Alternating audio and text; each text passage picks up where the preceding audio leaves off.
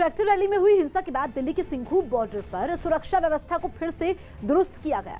एक दिन पहले ट्रैक्टर मार्च के समय किसानों ने वहां लगे बैरिकेड तोड़ दिए थे, जिसके अगले दिन पुलिस ने क्रेन की मदद से उन्हें दोबारा सड़क पर रखवाया। पत्थरों के बैरिकेड के कई घेरे बनाए गए और इसके साथ ही कंटीले तार भी लगाए गए। सिंघू बॉर्डर के आसपास सुरक्षा बल के कई जवानों को भी तैनात किया गया। जो प्रदर्शन है वो किसानों का अभी भी जारी है और जो सिक्योरिटी है उसको पहले की तरह फिर से टाइट किया जा रहा है। वहीं दिल्ली हिंसा के एक दिन बाद कुछ किसान संगठनों ने एक प्रेस कॉन्फ्रेंस की, जिसमें उन्होंने ट्रैक्टर रैली के समय हुए उत्पात को गलत बताया और अपनी आगे की रणनीति का ऐलान किया। पार्लियामेंट को जो मार्च का 1 तारीख को था वो हमने फिलहाल पोस्टपोन कर दिया है कि इस संबंध में 30 जनवरी को एक दिन का अनशन रखा जाएगा।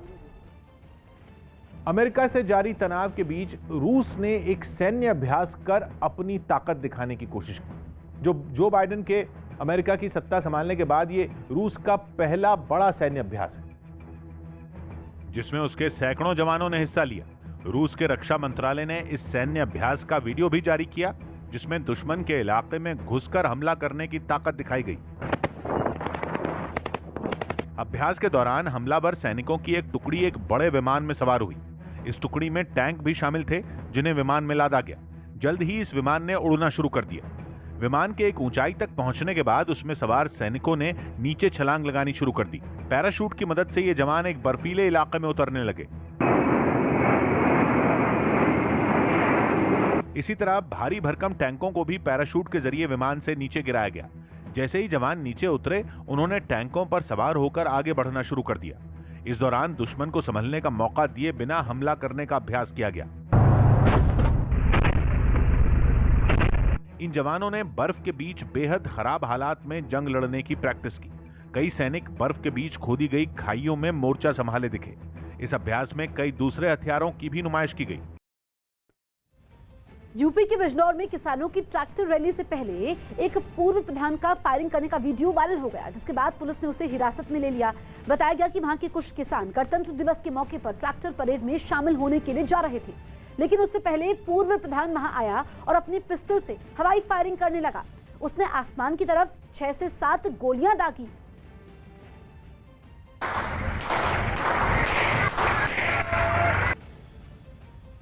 फायरिंग के बाद ही किसानों की ट्रैक्टर रैली वहां से रवाना हुई। घटना का वीडियो वायरल होने के बाद पुलिस ने आरोपी को हिरासत में ले लिया और उसकी पिस्टल भी जब्त कर ली।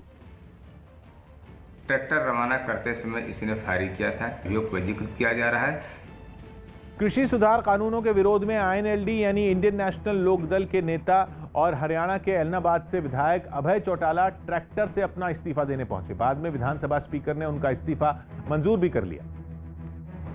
लेकिन खास बात यह रही कि अभय चौटाला ने अपने घर से विधानसभा तक का सफर ट्रैक्टर पर पूरा किया। वो खुद ट्रैक्टर चलाते हुए अपने समर्थकों के साथ हरियाणा विधानसभा पहुंचे। वहां पहुंचते ही अभय चौटाला की पार्टी के कार्यकर्ता उनके समर्थन में नारे लगाने लगे।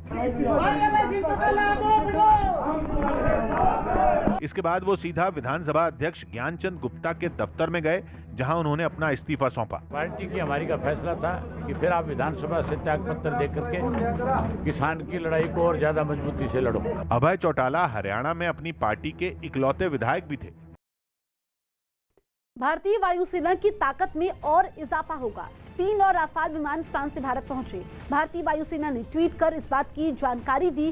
रास्ते में कहीं रुके बिना तीनों राफाल विमानों ने 7000 किलोमीटर से अधिक का सफर पूरा किया और गुजरात के जामनगर पहुंचे।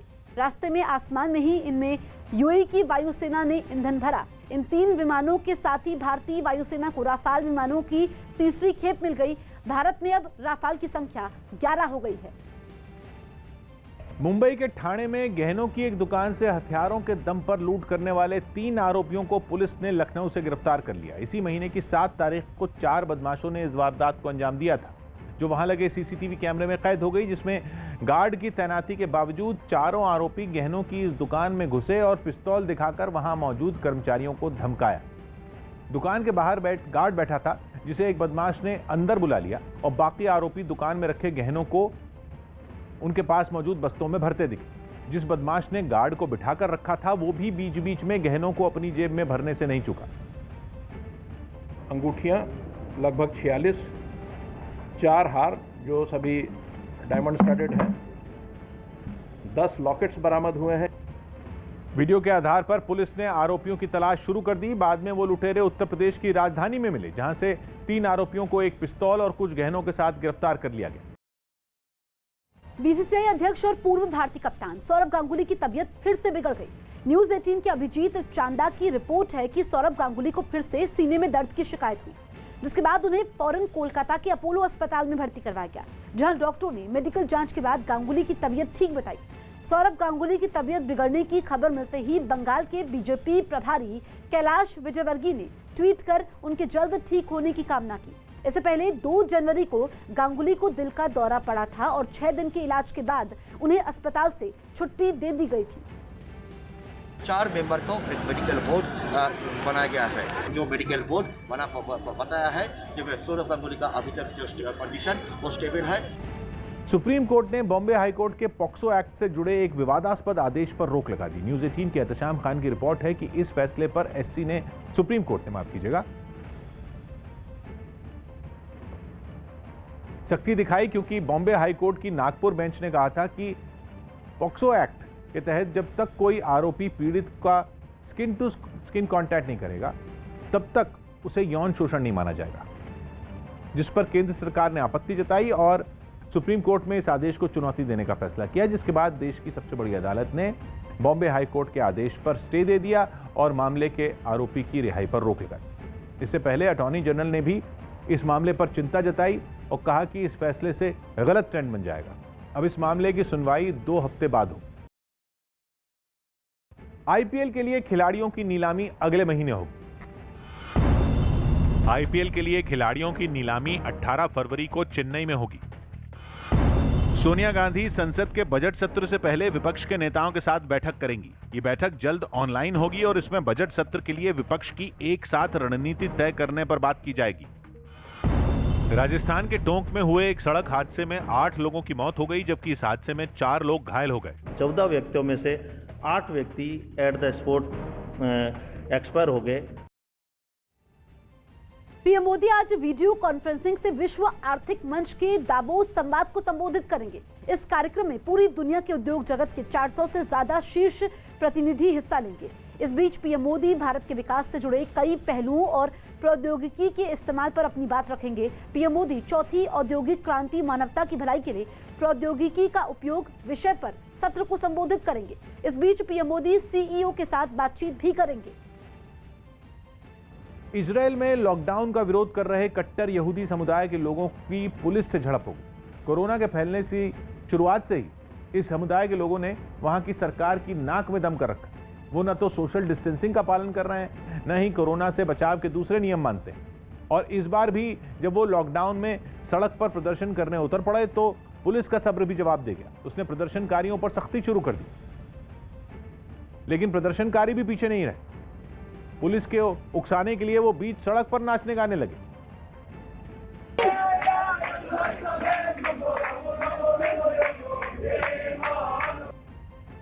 लेकिन प्रदर्शनकारियों की चमड़ी इतनी मोटी थी कि उन पर सख्ती का भी कोई असर नहीं पड़ा। पुलिस ने उन्हें भगाने के लिए पानी की बौछार भी की, मगर तब भी ढीठ प्रदर्शनकारी तालियां बजाते नजर आए। मुंबई के पास थाने में एक कार में बीच सड़क में आग लग गई। हालांकि कार का ड्राइवर समय रहते कार से बाहर निकल गया था, जिससे उसकी जान बच गई। बीच सड़क पर कार धू-धू कर जल गई। वहां मौजूद लोगों ने दमकल को सूचना दी, लेकिन दमकल की गाड़ी के मौके पर पहुंचने से पहले ही कार जलकर राख हो चुकी थी। कार में आग लगने की वजह का फिलहाल पता नहीं चल पाया है। गणतंत्र दिवस पर दिल्ली में हुई हिंसा के खिलाफ देश के कई हिस्सों में लोगों का गुस्सा फूट पड़ा। इन लोगों ने कुछ किसान नेताओं और हिंसा में शामिल लोगों के खिलाफ कड़ी कार्रवाई की मांग की। प्रदर्शन में शामिल लोगों की नाराजगी सबसे ज्यादा इस बात पर थी कि लाल किले पर हमला क्यों किया गया और वहां तिरंगे की जगह दूसरे झंडे क्यों फहराए गए, जिसका विरोध करने के लिए जयपुर में कुछ लोग सड़कों पर उतर आए। हिंसा करने वालों के खिलाफ खूब नारेबाजी भी की। तिरंगे का अपमान नहीं सहेगा हिंदुस्तान, तिरंगे का अपमान नहीं सहेगा हिंदुस्तान। इतना ही नहीं, वो लोग किसान आंदोलन की अगुवाई करने वाले किसान नेताओं पर भी भड़के, खासकर योगेंद्र यादव जिनके इनके निशाने पर रहे। उनके पुतले को पहले तो कुछ लोगों ने चप्पलों से पीटा, उसके बाद उसमें आग लगा दी। गुस्साए लोगों ने सरकार से आंदोलन पर कर रहे किसानों पर कार्रवाई की भी मांग की। दिल्ली के सड़कों पर बैठे हुए 3 महीने से देशद्रोही लोग, उन्हें हटा दिया जाए। इसी तरह का गुस्सा अलवर के शाहजहांपुर में भी दिखाई दिया, जहां सैकड़ों लोगों ने हिंसा के खिलाफ प्रदर्शन किया और कुछ किसानों पर तिरंगे का अपमान का आरोप लगाया।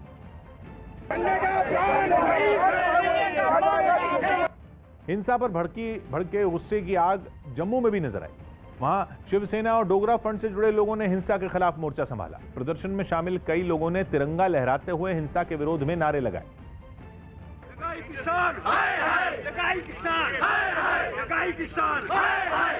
इस प्रदर्शन में कुछ लोग राकेश टिकैत और योगेंद्र यादव जैसे किसान नेताओं के पोस्टर लिए हुए थे, क्योंकि प्रदर्शनकारियों का आरोप है कि दिल्ली में हुई हिंसा के लिए ये लोग ही जिम्मेदार हैं। वहीं केंद्र सरकार ने भी देर शाम एक प्रेस कॉन्फ्रेंस की। केंद्रीय मंत्री प्रकाश जावड़ेकर ने दिल्ली पुलिस की सराहना की और साथ ही साथ कांग्रेस को इस हिंसा का जिम्मेदार मानते हुए कई सवाल दागे। 26 जनवरी को कांग्रेस इस तरह से किसानों को उकसाएगी, कहां से कहां कांग्रेस गिर गई है, उसका ये उदाहरण है। और इसलिए कांग्रेस की ऐसी नकारा सोच की, उकसाने की राजनीति की, और वो जिम्मेदारी से भाग नहीं सकते क्योंकि पंजाब में उनकी सरकार है। वो किसी भी तरह से देश में अशांति तैयार करना चाहते हैं। कोई दंगा भड़के, कोई अशांति हो, कोई हिंसा हो, पुलिस सख्ती करे, पुलिस फायरिंग करे, लोगों की जान माल की हानि हो और फिर भड़काया जाए माहौल, यही कांग्रेस की राजनीति अब बच गई है। एक दिन पहले लाल किले में हुई तोड़फोड़ के मामले में सख्त रुख अपनाते हुए केंद्र सरकार ने वहां हुए नुकसान की रिपोर्ट तैयार करने के आदेश दे दिए। ट्रैक्टर रैली के नाम पर एक दिन पहले लाल किले के अंदर किसान संगठनों ने जबरदस्त उत्पात मचाया था। उन्होंने वहां जो तबाही मचाई, उसकी कई हैरान करने वाली तस्वीरें सामने आई, जिन्हें देखकर ऐसा लगा जैसे लाल किले पर धावा बोलने की साजिश पहले ही रची जा चुकी थी। उपद्रवियों ने न तो वहां सुरक्षा जांच के लिए लगाई गई मशीनों को छोड़ा, न ही सीसीटीवी कैमरों को बख्शा। इतना ही नहीं, वहां रखे कंप्यूटर, कुर्सियां और बाकी चीजों को भी तहस-नहस कर दिया गया। ना सिर्फ तोड़फोड़ मचाई गई है, बल्कि आप देखेंगे कि यहाँ पर जो एसी है उसको भी तोड़ा गया है, तारों को खींचा गया है। लाल किला परिसर में पुलिस की जो गाड़ियां खड़ी थीं, उन्हें भी उपद्रवियों ने निशाना बनाया।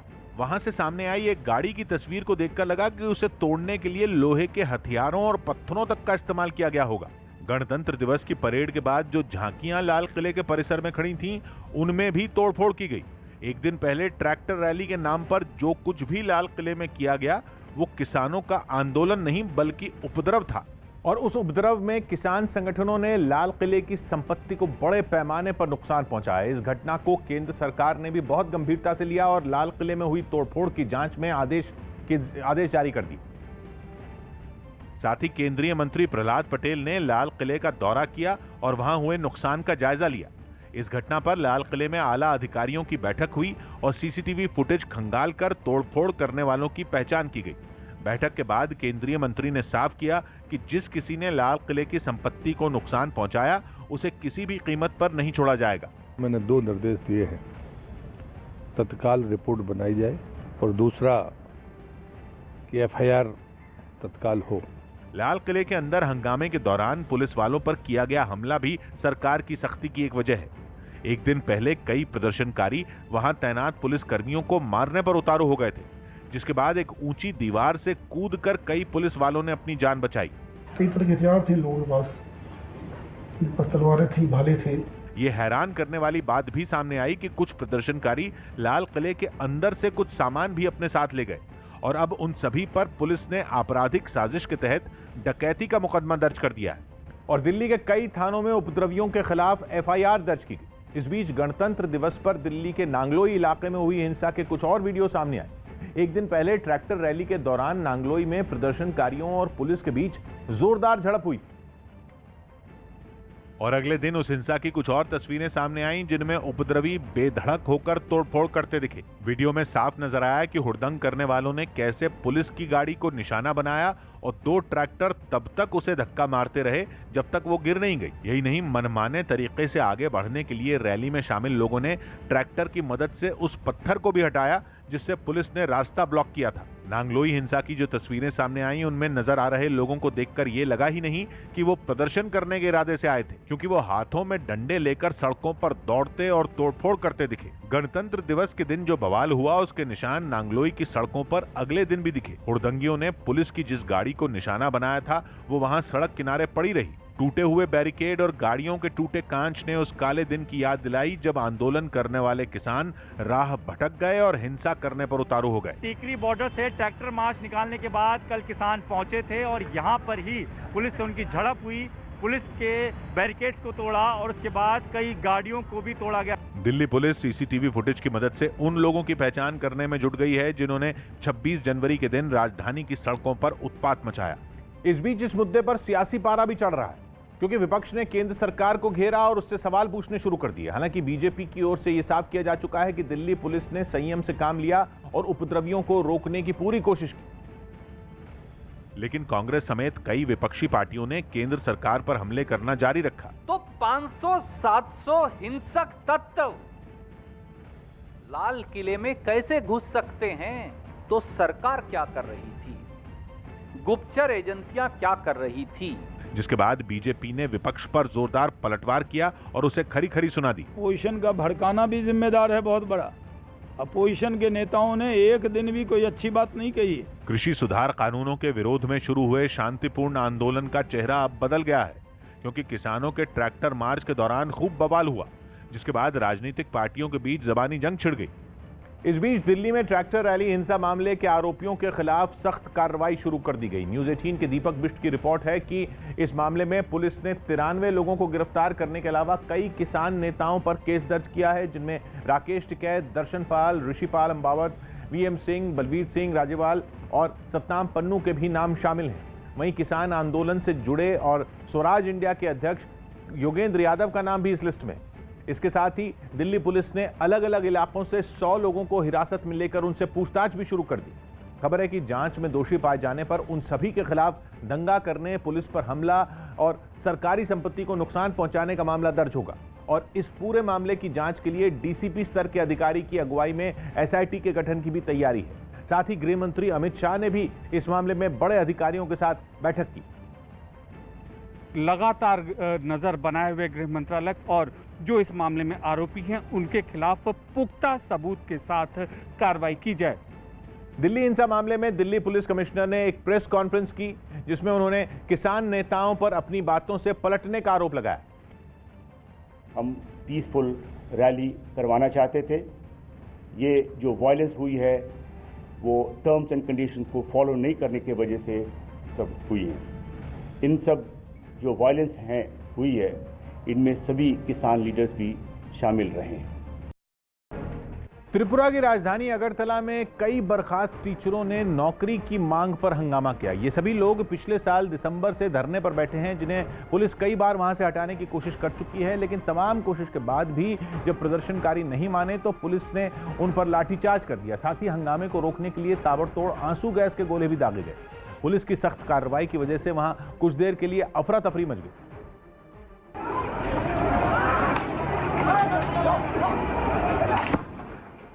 इससे पहले सभी प्रदर्शनकारियों ने बहुत देर तक सड़क पर बैठकर नारेबाजी की और राज्य सरकार से उन्हें दोबारा नौकरी पर रखने की मांग की। कुछ देर में पुलिस वहां पहुंची और धारा 144 का हवाला देते हुए लोगों को वहां से हटने की चेतावनी दी।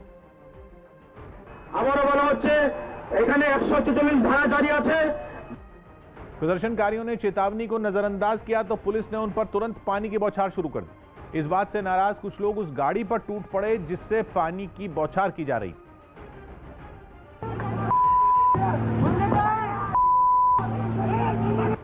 पुलिस और प्रदर्शनकारियों के बीच काफी देर तक झड़प चलती रही। इस हंगामे में कुछ लोग घायल भी हुए। पुलिस ने जानकारी दी कि धारा 144 का उल्लंघन करने पर उसने 150 से ज्यादा लोगों को गिरफ्तार किया। दिल्ली में गणतंत्र दिवस पर हुई हिंसा के बाद यूपी के बागपत में पुलिस ने बड़ी कार्रवाई की। पुलिस ने दिल्ली सहारनपुर हाईवे पर पिछले 40 दिन से धरने पर बैठे किसानों को लाठियां फटकारते हुए खदेड़ दिया। पुलिस ने वहां लगे टेंट भी उखाड़ दिए और हाईवे पर लगाए बैरिकेड भी हटा दिए। बताया गया कि किसानों को खदेड़ने से पहले एनएचएआई की ओर से ट्रैफिक में आ रही परेशानी का भी हवाला दिया गया। जिसमें जिला प्रशासन को हाईवे खाली करवाने का नोटिस दिया गया था। इसी पर कार्रवाई करते हुए प्रशासन ने किसानों से धरना खत्म करने की अपील की, लेकिन किसान अपनी मांगों पर अड़े रहे, जिसके बाद बड़ी संख्या में पुलिस बल मौके पर बुलाया गया और किसानों को वहां से खदेड़ दिया गया। तो हाईवे पर डटे थे किसान। बागपत हाईवे से अब किसानों को हटाया गया है। वो धरने स्थल से जाने को तैयार नहीं थे, लेकिन अब लाठियों का इस्तेमाल करते हुए उनको वहां से हटाया गया है। तो किसानों का धरना खत्म करवाया गया है। तस्वीर आप देखिए, पुलिस फोर्स वहां पर पहुंचती है और हिंसा पर योगी सरकार सख्त नजर आ रही है, क्योंकि जो दिल्ली में हुआ 26 जनवरी के दिन हिंसा भड़की, उसके बाद अब यूपी में सख्ती है और बागपत से किसानों को हटाया गया है। किसी भी तरह का कोई भी बल प्रयोग नहीं हुआ। किसान एम्बुलेंस में जो 2 बुजुर्ग भेजे गए हैं, ये किस हॉस्पिटल में भेजे हैं? वो किसी हॉस्पिटल में नहीं गए हैं, उनको घर पे भेजा गया, क्योंकि बुजुर्ग थे। उसमें से एक थोड़ा सा उसका दिमाग, जैसा हम लोगों को पता चला कि थोड़ा सा मतलब वो था, उसको घर पे भेजा गया। सबको चोट लगी है, खून निकल रहा है? नहीं, किसी को भी नहीं, किसी को भी किसी भी तरह की कोई चोट नहीं है। तो 2 तस्वीरें आपके सामने है। बागपत में आप देखिए किस तरीके से वहां से किसानों को हटाया गया। दूसरी तस्वीर में आप देखिए बैरिकेड वहां से हटा दिए गए, क्योंकि पहले ही किसानों से अपील की गई थी, लेकिन वो धरना स्थल से हटने को तैयार नहीं थे। और अब पुलिस ने बड़ी कार्रवाई की है। दिल्ली सहारनपुर हाईवे पर पिछले 40 दिन से धरने पर बैठे किसानों को लाठियां फटकारते हुए खदेड़ा गया है और टेंट भी वहां से उखाड़ दिए गए हैं। अजीत हमारे सहयोगी फोन लाइन पर मौजूद है। अजीत, जो दिल्ली में हिंसा भड़की 26 जनवरी के दिन, उसके बाद योगी सरकार सख्त नजर आ रही है और यहां से किसानों को हटाया गया है। देखिए, बिल्कुल जसप्रीत, दिल्ली की हिंसा के बाद उत्तर प्रदेश सरकार ने अलर्ट भी जारी किया। लखनऊ में भी जो ऐलान किया था सपा ने प्रदर्शन का, उसमें भी कई सारे लोगों के खिलाफ मुकदमे दर्ज किए गए और उनको निकलने नहीं दिया गया। बागपत में भी वही हुआ है। जो वहाँ के डीएम है अमित कुमार और एसएसपी अभिषेक, ये लोग 709B पर चल रहे धरने को समाप्त कराया इन्होंने और जबरन वहां से जो लोग थे उनको हटा दिया, जो टेंट था उसको हटाया और जो सामान था इनका उनको जो गाड़ियों में भरकर उनको वापस उनके घर पहुंचा दिया। तो निश्चित तौर पर तंबू समेत जितने सामान थे, क्योंकि 40 दिनों से जसप्रीत ये धरना चल रहा था और ये लोग हटने को तैयार नहीं थे। कई बार प्रशासन और इनके बीच बातचीत हुई, लेकिन किसान अड़े थे। लेकिन अब दिल्ली की घटना के बाद चूंकि यूपी में सख्ती बरती गई है, योगी सरकार ने साफ तौर पर यह कह दिया कि कहीं भी किसी को कानून अपने हाथ में लेने की इजाजत नहीं है। जो लेगा उसके खिलाफ कार्रवाई की जा रही है। उसी के तहत बागपत में 40 दिन से चल रहे धरने को जबरन प्रशासन ने खत्म करवा दिया और साथ ही एनएचआई ने भी नोटिस चस्पा कर दिया कि इस हाईवे पे कोई धरना नहीं होगा और हवाला ये दिया था कि जो आवागमन है वो बाधित हो रहा है। तो उसके बाद प्रशासन ने कड़ा कदम उठाया। जसप्रीत, बिल्कुल, तो यहाँ पर योगी सरकार सख्त है। दिल्ली में गणतंत्र दिवस पर हुई हिंसा के बाद यूपी के बागपत में पुलिस ने बड़ी कार्रवाई की है। तस्वीरें आप देखिए, दिल्ली सहारनपुर हाईवे पर पिछले 40 दिन से धरने पर बैठे किसानों को लाठियां फटकारते हुए हटाया गया है। पुलिस ने वहां लगे टेंट भी उखाड़ दिए और हाईवे पर लगाए बैरिकेड भी हटा दिए। किसानों को खदेड़ने से पहले एनएचएआई की ओर से ट्रैफिक में आ रही परेशानी का भी हवाला दिया गया था, जिसमें जिला प्रशासन को हाईवे खाली करवाने का नोटिस दिया गया था और अब जबरन वहां से किसानों को हटाया गया है। तो खत्म करवाया गया किसानों का धरना। आप देखिए योगी सरकार की सख्ती, जो 26 जनवरी के दिन दिल्ली में हिंसा भड़की, उसके बाद अब योगी सरकार सख्त है और 40 दिन से आपको बता दें कि बागपत में ये किसान धरने पर बैठे हुए थे और आप देखिए किस तरीके से किसानों में भगदड़ मची। जब पुलिस वहां पर पहुंचती है तो बागपत में प्रशासन ने बड़ी कार्रवाई की है। किसानों का धरना जबरन खत्म करवाया गया है। पिछले 40 दिनों से यहाँ पर किसान धरने पर बैठे हुए थे।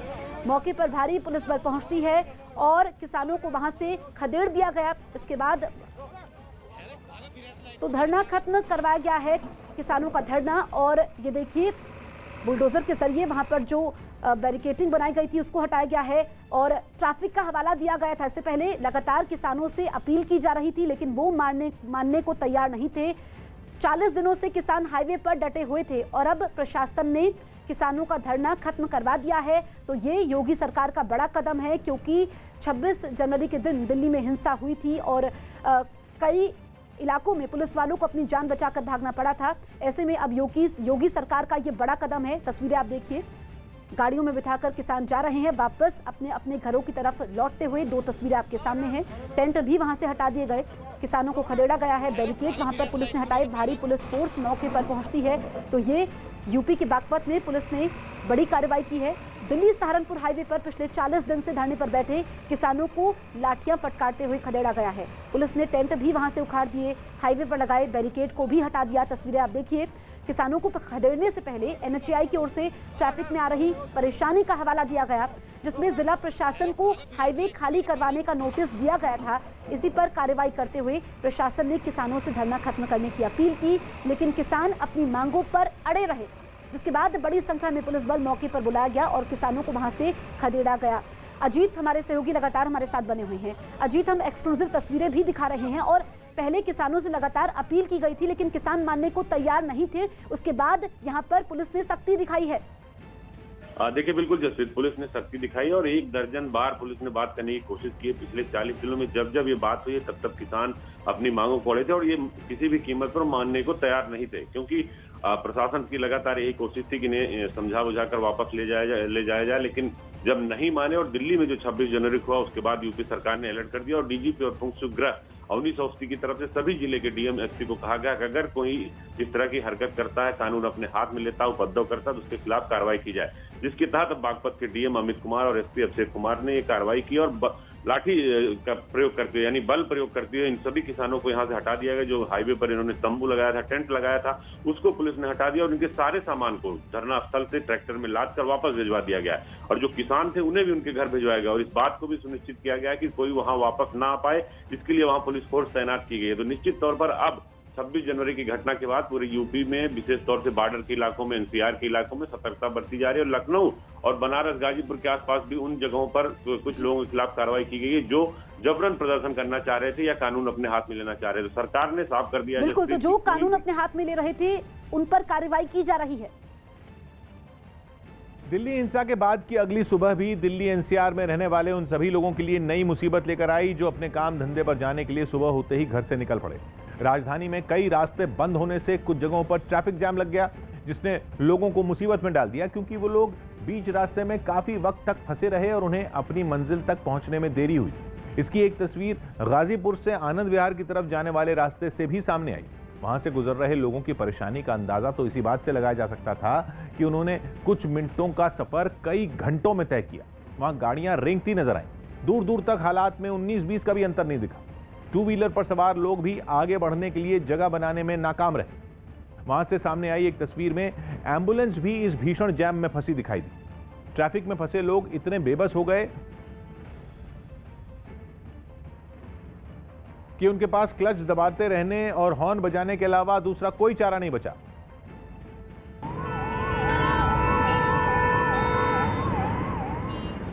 दिल्ली को यूपी से जोड़ने वाले डीएनडी फ्लाईवे पर भी लंबे जाम से लोगों को जूझना पड़ा। गाड़ियां धीमी रफ्तार में ही आगे बढ़ी।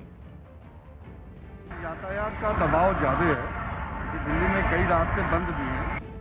सुबह सुबह वक्त पर दफ्तर पहुंचने की जल्दी और रास्ते में भीषण जैम के हालात ने लोगों को छका कर रख दिया, क्योंकि राजधानी से नोएडा की तरफ जा रहे कई लोगों को ट्रैफिक जैम की समस्या से दो चार होना पड़ा। दिल्ली में गणतंत्र दिवस पर उत्तर प्रदेश को झांकी को पहला पुरस्कार मिला है। इस बार गणतंत्र दिवस के मौके पर यूपी की झांकी अयोध्या में बनने वाले भव्य राम मंदिर पर आधारित थी।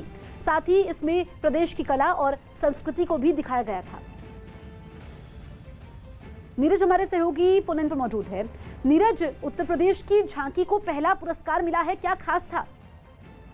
देखिए, खास ये था कि उत्तर प्रदेश की सांस्कृतिक विरासत को दिखाया गया था और पूरी झांकी में सबसे आगे तो महर्षि वाल्मीकि की एक बड़ी प्रतिमा थी, उसके पीछे में राम मंदिर का ढांचा, जिस तरह का राम मंदिर बनेगा उसका ढांचा दिखाया गया था। और इसके अलावा दीपोत्सव जो कि अयोध्या में मनाया जाता है, उसकी पूरी तस्वीर जो है उस झांकी के माध्यम से दिखाई गई थी और बहुत कुछ जो कि उत्तर प्रदेश की सांस्कृतिक विरासत को प्रतिबिंबित करता है, उन तमाम चीजों को दिखाया गया था। तो सरकार की तरफ से ये फैसला लिया गया है कि उत्तर प्रदेश की झांकी को पहला स्थान जाएगा और आधिकारिक घोषणा अभी इसकी आज की जाएगी, अब से थोड़ी देर के बाद।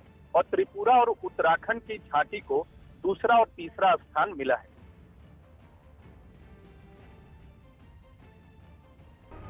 अमेरिका के राष्ट्रपति जो बाइडेन ने H-1B वीजा पर अमेरिका में रह रहे लोगों के जीवन साथियों को बड़ी राहत दी। न्यूज़ 18 के नीरज कुमार की रिपोर्ट है कि अमेरिका में H-1B वीजा पर काम करने वाले लोगों की पत्नियों को जारी होने वाला H-4 वर्क परमिट खत्म नहीं होगा, यानी वो अमेरिका में काम करते रहेंगे। बाइडेन के इस फैसले से 1 लाख से ज्यादा उन भारतीयों को फायदा होगा जो नौकरी के लिए अपने जीवन साथियों के साथ अमेरिका में रह रहे हैं। इस H4 वर्क परमिट की शुरुआत 2015 में बराक ओबामा के कार्यकाल में हुई थी, लेकिन पिछले 4 साल से इस वर्क परमिट के तहत काम करने पर अनिश्चितता की तलवार लटक रही थी, क्योंकि डोनाल्ड ट्रंप का इसे रद्द करने का प्रस्ताव था। केंद्र सरकार ने सूखे नारियल की MSP बढ़ा दी। केंद्र सरकार ने नारियल की खेती करने वाले किसानों को तोहफा दिया। केंद्रीय कैबिनेट ने कोपरा यानी सूखे नारियल की MSP बढ़ा दी। अब इसकी MSP 9,960 रुपए से बढ़कर 10,335 रुपए प्रति क्विंटल हो गई। दिल्ली बीजेपी नेता कपिल मिश्रा ने ऐलान किया कि वो 30 जनवरी को तिरंगा यात्रा निकालेंगे। उनका कहना है कि वो इसके जरिए एक दिन पहले हुई हिंसा पर अपना विरोध जताएंगे। ये यात्रा कनॉट प्लेस के सेंट्रल पार्क से शाम 5 बजे शुरू होगी। जयललिता की करीबी रही VK शशिकला की 4 साल की सजा पूरी हो गई और उन्हें रिहा कर दिया गया। हालांकि वो अभी कोरोना की वजह से बेंगलुरु के अस्पताल में भर्ती रहेंगी। पिछले दिनों कोरोना पॉजिटिव पाए जाने के बाद उन्हें जेल से अस्पताल लाया गया था। इससे पहले 2017 में आय से ज्यादा संपत्ति के मामले में शशिकला दोषी ठहराई गई थीं। भारतीय महिला हॉकी टीम को पहले मैच में मेजबान अर्जेंटीना ने 3-2 से हरा दिया। इस तरह 4 मैचों की सीरीज में भारतीय टीम 0-1 से पीछे हो गई। अब दूसरा मैच शुक्रवार को खेला जाएगा। केंद्रीय मंत्री प्रहलाद पटेल ने उन बच्चों से मुलाकात की जो किसानों के प्रदर्शन की वजह से कई घंटों तक दिल्ली की सड़कों पर फंस गए थे। गणतंत्र दिवस की परेड में शामिल होने के बाद ओडिशा के इन 80 बच्चों को राजघाट जाना था। ये कलाकार बच्चे हैं और ये कई घंटे किसान आंदोलन की वजह से सड़कों पर फंसे रहे। किसानों के हंगामे की वजह से इन बच्चों की बस करीब 5 घंटे तक इधर उधर भटकती रही। अब कार्यक्रम खत्म हुआ लगभग 12:30 बजे और हम वहां से 1 बजे जब निकले कि बोले कि ITO जाम है। कोरोना महामारी ने आपसी सहयोग की भावना को एक नई मजबूती दी है ताकि पूरा देश एकजुट होकर इस संकट का मुकाबला कर सके। कोरोना के खिलाफ दुनिया का सबसे बड़ा टीकाकरण अभियान भी शुरू हो चुका है और हम सबको फिर से मिलकर इस वायरस को हराना है। और इस लड़ाई में नेटवर्क 18 भी हर कदम पर आपके साथ है। हमारे अभियान संजीवनी अ शॉट ऑफ लाइफ का भी यही मकसद है कि कोई सुरक्षित नहीं अगर हर कोई सुरक्षित नहीं। नेटवर्क 18 की इस पहल का उद्देश्य है कि हर भारतीय की वैक्सीन तक पहुंचो। अगले कुछ दिन में हमारी ये पहल कोरोना के खिलाफ लड़ाई में जन आंदोलन बनकर उभरेगी।